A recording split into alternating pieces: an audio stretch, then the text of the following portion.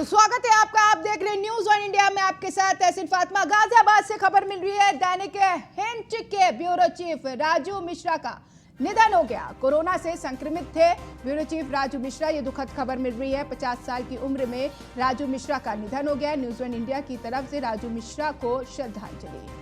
राजू मिश्रा के निधन से बेहद दुखी है न्यूज ऑन इंडिया परिवार। तो दुखद खबर एक और निकलकर सामने आई है, राजू मिश्रा का निधन हो गया। दैनिक हिंद के ब्यूरो चीफ राजू मिश्रा का कोरोना की वजह से निधन हो गया। कोरोना से संक्रमित थे ब्यूरो चीफ राजू मिश्रा। 50 साल की उम्र में राजू मिश्रा का निधन हो गया। न्यूज ऑन इंडिया की तरफ से राजू मिश्रा को श्रद्धांजलि। उनकी मृत्यु की खबर सुनकर न्यूज ऑन इंडिया बेहद दुखी है। पूरा परिवार शोक में है।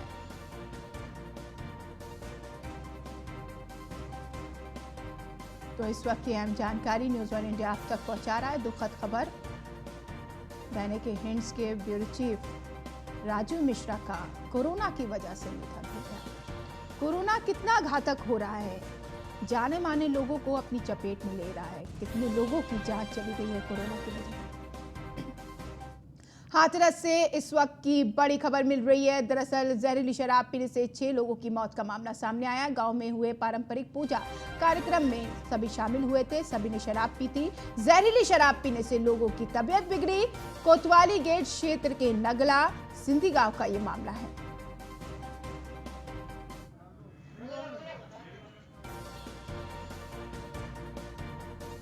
तो जहरीली शराब पीने से 5 लोगों की मौत का मामला सामने आया है। 6 लोग गंभीर बताए जा रहे हैं। मामला हाथरस का है। एक बार फिर जहरीली शराब का तांडव देखने को मिला है। आखिर क्यों नहीं इस पर ब्रेक लग रही है? तमाम अभियान चलाने के बावजूद, तमाम कार्रवाई करने के बावजूद भी धड़ल्ले से जहरीली शराब बिक रही है। कई लोग गंभीर बताए जा रहे हैं जहरीली शराब पीने से। पारंपरिक कार्यक्रम हुआ था, पूजा का कार्यक्रम हुआ था, उसमें कई लोगों ने शराब पी थी।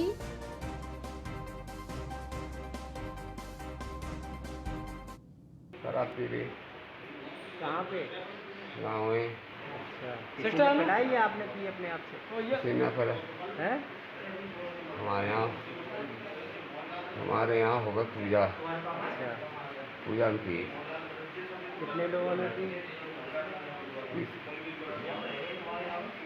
18-20 आदमी ने। है? 18-20 आदमी। तबीयत कितनों की खराब हुई? तबीयत 4 का खत्म हो गई। और 5 खत्म हो गए और सभी तबीयत खराब है। चुनाव बनाव वाली तो कोई बात नहीं कि चुनाव में शराब पिलाई? चुनाव की रंजिश से नहीं पिलाई किसी ने? जबरन किसी ने पिलाई है? जबरन किसी ने नहीं पिलाई। चुनाव में चुनाव तो पहले चुके हैं। शराब कहाँ से ली? कैसी शराब? खराब गाँव पे दिखती है। नाम क्या आपका? गाँव दिखती है। 26 तारीख को जो ये नगला दया ग्राम पंचायत है, उसके 2 मजरे हैं, नगला पढ़ाद और नगला सिंगी। वहाँ पर जो सिंगी समाज के लोग हैं, इनके द्वारा अपने कुल देवता एक शहीद बाबा होते हैं, उसकी पूजा की जाती, इन्होंने किया था। उसमें ऐसा रिवाज है, बहुत पुराना, सैकड़ों साल पुराना रिवाज है कि उस पूजे में प्रसाद के फॉर्मेट में, प्रसाद के लिए ये लोग लीकर चढ़ाते हैं अपने कुल देवता को और उसका फिर सेवन करते हैं। ये 26 तारीख को पूजा उन्होंने किया था और 27 तारीख को रात में 10 बजे के आसपास पुलिस को और बाकी अलग विभिन्न माध्यमों से उनको पता हो कि इस गाँव में कुछ कैजुअलिटी हुई है। तो तत्काल पुलिस की टीम वहाँ मौके पर पहुंची, मजिस्ट्रेट लोग पहुंचे, एडीएम साहब, एएसपी, बाकी नए और किसान सभी पहुंचे थे। तो पता चला कि 4 लोगों की डेथ रात में हो चुकी थी। उसमें से एक को उनके परिवार वालों ने अपने संस्कार के हिसाब से, अपने रीति रिवाजों के हिसाब से उसको दफना दिया था और बाकी 3 बॉडी मिली, उसको तत्काल वहाँ से पोस्टमार्टम के लिए हम लोगों ने जिला अस्पताल भेज दिया।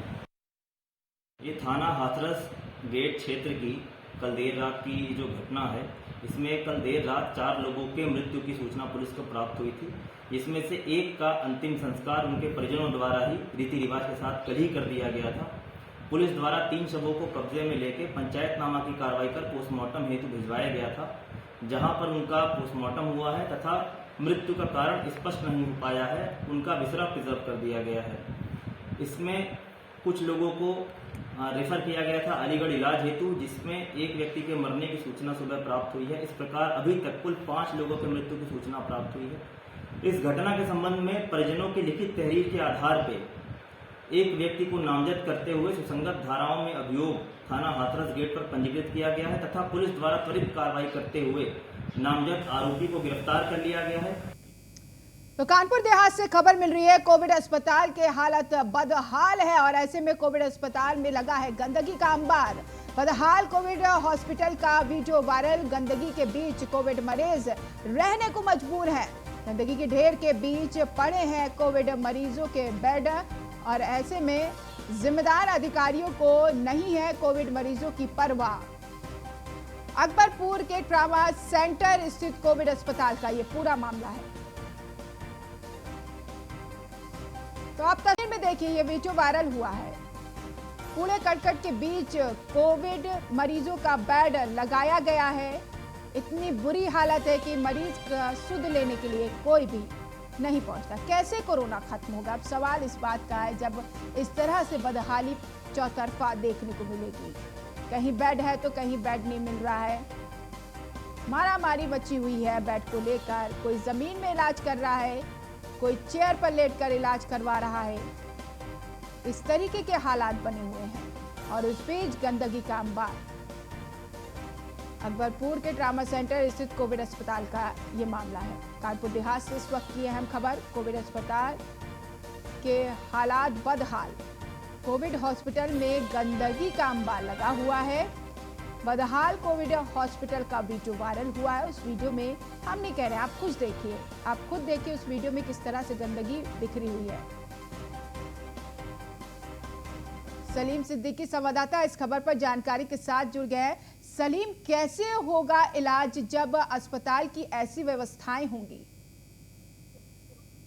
जी बिल्कुल, देखिए ये जो तस्वीरें हैं कानपुर देहात के जिला अस्पताल की हैं, जहां कोविड वार्ड बनाया गया था। उसके बाद वहां गंदगी का अंबार लगा, चारों तरफ गंदगी फैली हुई है और कोई देखने वाला नहीं है, क्योंकि कोविड अस्पताल में हर शख्स की एंट्री नहीं है। लिहाजा डॉक्टर्स और पेशेंट इस दरमियान जो तीमारदार थे उन्होंने जो है वीडियो बनाया। वीडियो में खासा देखा जा सकता है किस तरह जगह जगह गंदगी है, जगह जगह गंदगी का अंबार है, किस तरह किट पड़ी हुई है। उसका वीडियो वायरल होते ही जिला प्रशासन में हड़कंप मच गया है, जिसके बाद जो है सीएमओ ने, जो सीएमएस है जिला अस्पताल के, उन्होंने कहा है कि डॉक्टर की टीम बना के भेजी जाएगी, जांच की जाएगी, जांच में जो दोषी होंगे उन पर कार्रवाई की जाएगी। खास बात ये कि जो 4th क्लास कर्मचारी है, जो सफाई कर्मी है, वो मौके पर नहीं जाते हैं, वो साफ सफाई नहीं करते हैं, क्योंकि वीडियो वायरल होने के बाद संज्ञान लिया गया। सलीम, वीडियो वायरल होने के बाद संज्ञान लिया गया, उससे पहले क्यों नहीं संज्ञान लिया गया? बिल्कुल, देखिए कोरोना काल चल रहा है, महामारी फैली है। इस महामारी के रोजाना जो है तमाम मौतें हो रही है। देश और दुनिया इससे जो है त्राहिमाम मांग रहा है। उसके बावजूद कानपुर देहात में लगातार जो है कोरोना से मौतें हो रही है, लोग मर रहे हैं, जवान जहील मरे जा रहे हैं। उसके बाद भी जो है इस तरह की लापरवाही यकीनन जो है ये कहीं ना कहीं संक्रमण को बढ़ावा देता है और इसमें जो दोषी है वो एडमिनिस्ट्रेशन है, जिला प्रशासन है। और जिला प्रशासन को चाहिए कि इस ओर ध्यान केंद्रित करे, जिला अस्पताल की सफाई करे और जो अस्पताल कोविड घोषित करे गए हैं उनकी भी देख रेख करे। एक नोडल अधिकारी नियुक्त किया जाए जो उनकी जांच करे, लेकिन अभी तक ऐसा कुछ देखने को अक्सर ये कहा जाता है अस्पतालों में, जो जिला अस्पताल होते हैं उसमें लापरवाही देखी जाती है, गंदगी का अंबार देखा जाता है। वो तस्वीर अब निकल कर सामने आ गई, वो हकीकत अब निकल कर सामने आ गई। सलीम जी चलिए, शुक्रिया तमाम जानकारी के लिए। जौनपुर से खबर मिल रही है, शाहगंज सीएचसी में स्वास्थ्य सुविधाएं बदहाल है। इलाज के लिए घंटों तड़पती रही बीमार महिला। परिजनों ने अस्पताल प्रशासन पर आरोप लगाया है, बीमार महिला को देखने नहीं आया कोई डॉक्टर। न्यूज़ 1 इंडिया की टीम के पहुंचने पर एक्शन में प्रशासन आया। आनन फानन में शुरू किया गया महिला का इलाज। सीने में दर्द और सांस की परेशानी से ग्रसित है महिला। देखिए किस तरह से ये महिला बैठी हुई है गेट पर, लेकिन कोई भी डॉक्टर उसकी सुध लेने के लिए नहीं आया। न्यूज़ 1 इंडिया की टीम पहुंचने पर एक्शन में अस्पताल प्रशासन आया, फिर उसको इलाज दिया गया। हमेशा हमारा चैनल इसके लिए पहल करता रहा है, मजबूर लोगों का सहारा बनता रहा है। एक और देखिए तस्वीर, एक मिसाल देता हुआ हमारा चैनल नजर आया। जैसे ही हमारा चैनल वहां पर पहुंचा, न्यूज़ 1 इंडिया पहुंचा, तो प्रशासन पूरी तरीके से हरकत में आया। उनके पेट में दर्द हो रहा है, गले में दर्द हो रहा है और जो है सांस लेने में दिक्कत हो रहा है। कितने देर से हॉस्पिटल गेट पे बैठे थे आप लोग? 1 घंटा से। कोई डॉक्टर आया था? नहीं, कोई नहीं आया। जब मीडिया आई तब एडमिट की जाती है? हाँ सर, हाँ। क्या नाम है मरीज का आपके? मीरा नाम, मीरा। कहाँ के रहने वाले हैं आप? साग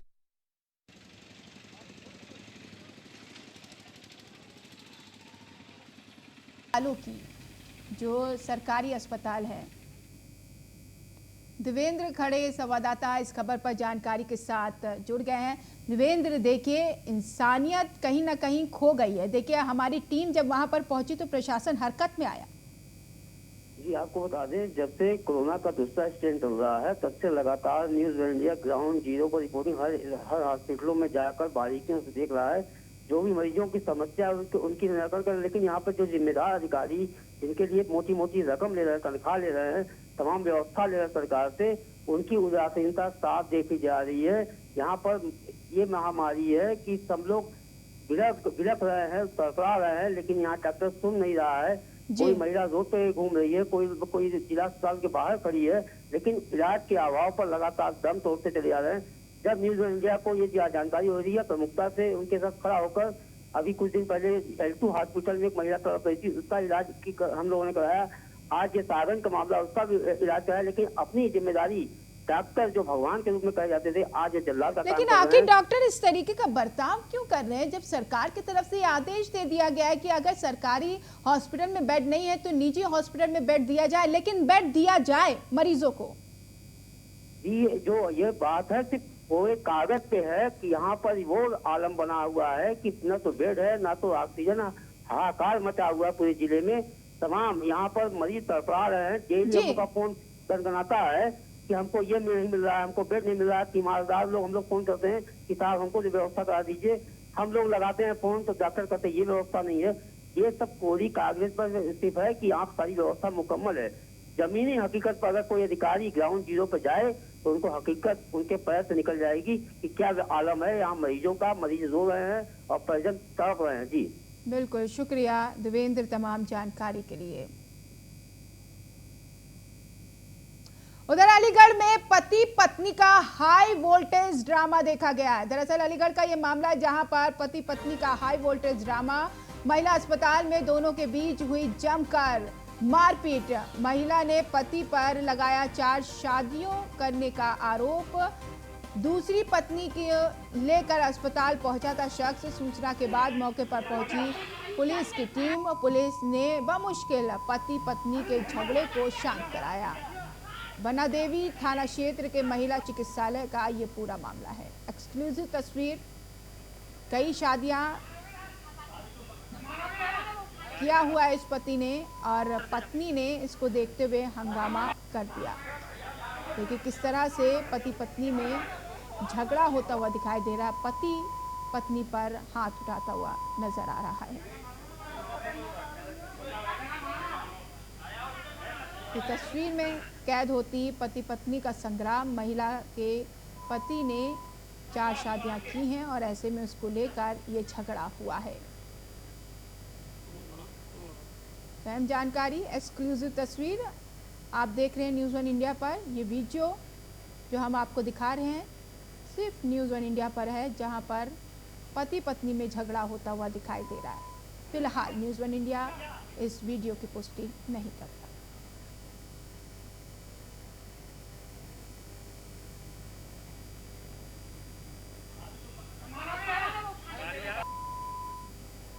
योगेंद्र इस खबर पर जानकारी के साथ जुड़ गए हैं। योगेंद्र, पूरा मामला जानना चाहेंगे?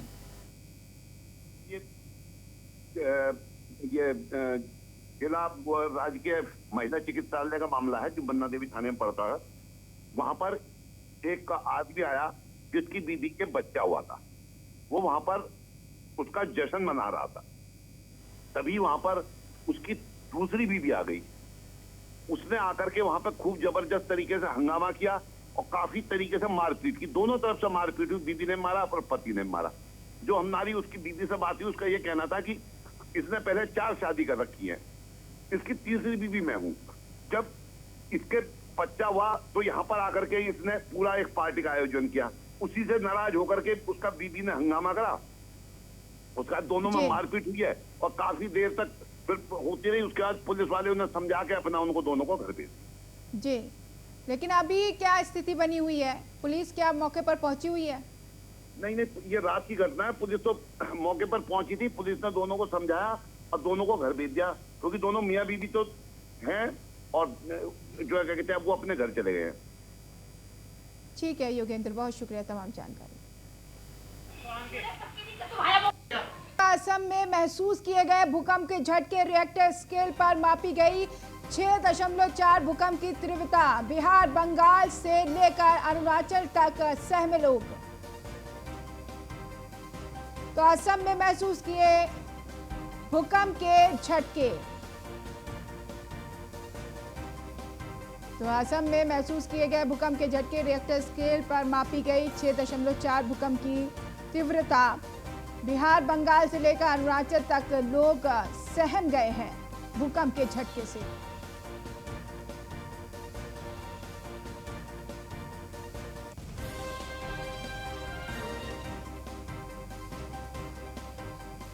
भूकंप के झटके हल्के झटके थे, एक बेक आया, 2-3 झटके थे। हमें तो बहुतों को तो पता भी नहीं चला, लेकिन हम लोग बैठे हुए थे यहाँ, थोड़ा झटका लगा और डर का थोड़ा सा माहौल हो गया था एक बार। इस बीच खबर बुलंदशहर से न्यूज़ 1 इंडिया की खबर का बड़ा असर हुआ है। खबर दिखाने के बाद डीएम रविंद्र कुमार ने संज्ञान लिया है। लापरवाही बरतने वाले अधिकारी पर कार्रवाई के निर्देश दिए हैं। कोविड लेवल 2 हॉस्पिटल का डीएम ने निरीक्षण किया और साथ ही साथ वार्ड में भर्ती कोविड मरीजों से बात भी की। मरीजों से इलाज और अन्य सुविधाओं की जानकारी ली। कोविड वार्ड से बाहर खड़े मरीजों ने डीएम से भी शिकायत की है। डॉक्टर मरीजों को देखने वार्ड के अंदर कम आते हैं। डीएम ने नाराजगी जताते हुए सीएमओ और सीएमएस को निर्देश दिए हैं। स्थिति सुधारने के भी निर्देश दिए हैं।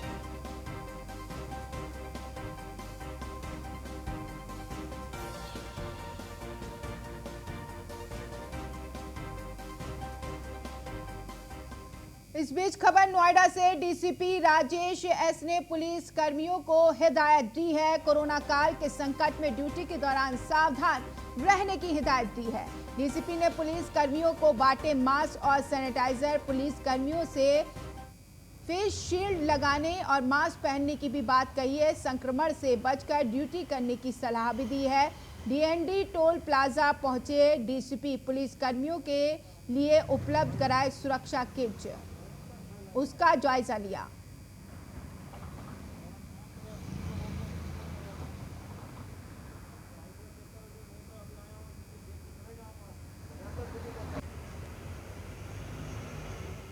अब खबर आगरा से। ऑक्सीजन के खाली टैंकर को लेकर रांची रवाना हुआ सेना का विमान। ऑक्सीजन की कमी को दूर करने के लिए एयरफोर्स के विमानों ने संभाला मोर्चा। सीएम योगी के अनुरोध पर पीएम मोदी ने यूपी को उपलब्ध कराए विमान।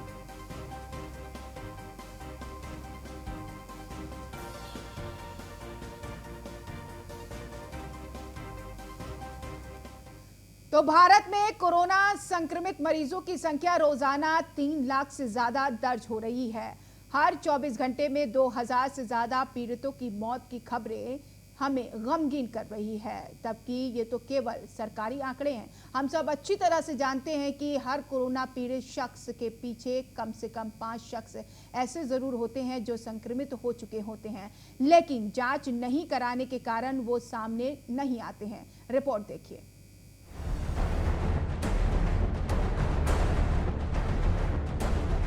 देश में कोरोना का नया वेरिएंट युवाओं को अपना निशाना बना रहा है। अस्पतालों की आईसीयू में मरीज दम तोड़ रहे हैं। देश भर में चिकित्सा संसाधन बढ़ाने के लिए युद्ध स्तर पर प्रयास किए जा रहे हैं, लेकिन हालात हैं कि संभल ही नहीं रहे। एक रिपोर्ट के मुताबिक इस वक्त पूरे देश में रोजाना करीब 75,000 मरीजों को आईसीयू बेड की जरूरत पड़ रही है। लेकिन हमारे पास कुल 75,000 से 95,000 ही आईसीयू बेड उपलब्ध है। इस तरह से हमारे सामने करीब 5 लाख नए आईसीयू बेड तैयार करने की चुनौती है। अगर सरकारी और निजी प्रयासों से भी आईसीयू बेड की संख्या बढ़ा ली जाती है तो भी समस्या खत्म नहीं होगी, क्योंकि फिर डॉक्टर्स, नर्स और स्वास्थ्य कर्मियों की कमी हमारे सामने आकर खड़ी होगी और सबसे जरूरी इसी कमी को पूरा करना है। हैरानी की बात है कि जनता के नुमाइंदे कहीं आईसीयू बेड वाले अस्पताल तैयार करने का दावा करते हैं तो कहीं कोरोना से होने वाली मौत के आंकड़ों को अनदेखा करने की नसीहत दी जा रही है, लेकिन असली समस्या पर किसी का ध्यान ही नहीं है। इस वक्त सबसे ज़्यादा डिमांड आईसीयू के बेड्स की है। मेरे पास जितने फ़ोन आते हैं, सर कहीं से आईसीयू के बेड का इंतजाम कर दीजिए, कहीं से आईसीयू के बेड का इंतजाम कर दीजिए। और पूरी कोशिश करने के बावजूद इस समय अस्पताल ओवरलोडेड है, बेड भरे हुए हैं, आईसीयू बेड्स भरे हुए हैं। तो आईसीयू बेड्स को बहुत बड़े स्तर पे विस्तार कर केंद्र सरकार ने 500 आईसीयू बेड्स हम लोगों को बना के दिए डीआरडीओ के एयरपोर्ट के पास। और आपको जान के ताज्जुब होगा कि वो प्लांट जैसे ही बन के तैयार हुए, जैसे ही हमने अनाउंस किया, 3 घंटे के अंदर 500 के 500 बेड भर गए। केवल 3 घंटे के अंदर इतने सीरियस मरीज घूम रहे हैं जो इलाज ढूंढ रहे हैं। जिस प्रकार का ये संकट आया है, इस संकट में हमको डाटा के साथ नहीं खेलना है। हमको लोगों का कैसे स्वास्थ्य ठीक हो, कैसे उनको हम राहत पहुंचा सकें, सारा ध्यान हमारा सब उधर ही होना चाहिए। अब जिसकी डेथ हो गई है वो वापस हमारे शोर में जाने से जीवित होता नहीं है। हम हर संभव प्रयत्न करेंगे कि सब लोगों को बचाया जाए। अब डेथ्स कम है या ज्यादा है, इस विवाद में पड़ने का कोई अर्थ नहीं है। अर्थ यह है कि क्या हमारी व्यवस्थाएं हम ठीक कर पा रहे हैं कि नहीं कर पा रहे हैं। हम अपनी ओर से व्यवस्थाएं ठीक कर रहे हैं। महामारी है, किसी को पता थोड़ी था। क्या आपको पता था या हमको पता था? कोरोना के खिलाफ इस युद्ध में संसाधन तो केवल हथियार हैं। योद्धा तो डॉक्टर्स, नर्स और दूसरे स्वास्थ्य कर्मी हैं, जिनका नितांत अभाव दिख रहा है। सवाल है कि क्या यह अभाव वाकई में है या फिर हमारे नुमाइंदों की नजर ही इस पर नहीं पड़ रही।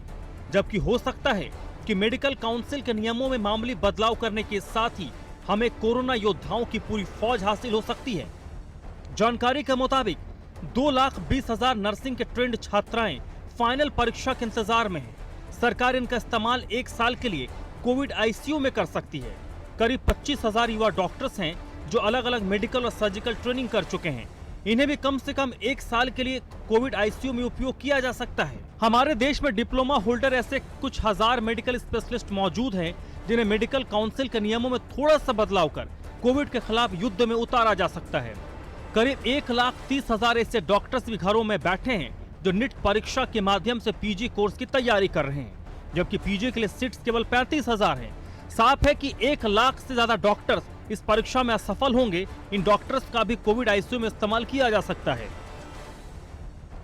करीब 20,000 ऐसे डॉक्टर्स हैं जो बाहर के देशों से मेडिकल की पढ़ाई करके आए हैं, लेकिन मेडिकल काउंसिल के नियमों के कारण वो हमारे देश में प्रैक्टिस नहीं कर सकते। मेडिकल काउंसिल के नियमों में बदलाव कर ऐसे डॉक्टर्स को भी कोरोना आईसीयू में तैनात किया जा सकता है। इसमें कोई शक नहीं कि प्रधानमंत्री नरेंद्र मोदी के नेतृत्व वाली सरकार अगर चाहे तो मेडिकल काउंसिल के नियमों को थोड़ा शिथिल करके देश को कोरोना संकट से उबारने में इन कोरोना योद्धाओं को बेहतरीन इस्तेमाल किया जा सकता है।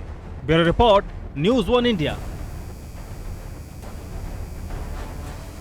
और फिलहाल इस बुलेटिन में इतना ही। नमस्कार।